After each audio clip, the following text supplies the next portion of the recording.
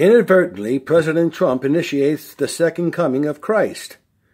Predictions of the imminent return of Jesus Christ was adamant following the Second World War, and in 1948, when Israel became a legitimate nation after centuries wandering in the wilderness.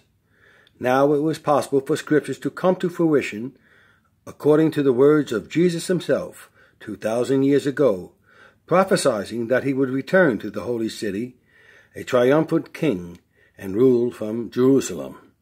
That was not possible in 1948 because that city was shared by the Jews, Muslims, and even Christians as their anointed capital. Many non-Jewish people and Muslim Arabs was disturbed and even promised violence following the proclamation of President Donald John Trump, representing the United States, the closest ally to Israel, formally recognizing only Israel's claim as Jerusalem, its capital.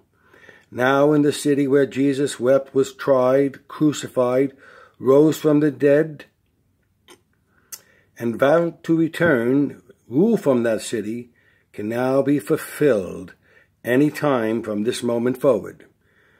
What is not speculation is the fact that when this proclamation becomes official, Jerusalem, the capital of Israel instead of Tel Aviv, many millions of Jewish people living in all parts of the world will emigrate to their ancestral homeland, probably joined by many thousands of Christians, to personally welcome their Messiah, a premier for the Jews, an encore for the Christians. Judaism commenced with the covenant between God and Abraham in 1812 BC, about 3,800 years ago, whereas the origins of Islam was 1000 AD, about 1017 years ago. It was only 70 years ago that Jerusalem was divided among the Jewish and Palestinian peoples. 2,000 years ago, Jesus of Nazareth technically established Jerusalem as the city of God, and only 4 days ago, the President of the United States, Donald J. Trump, paved the way of that coming to pass, but not without bloodshed, which Revelation prophesies a la Armageddon.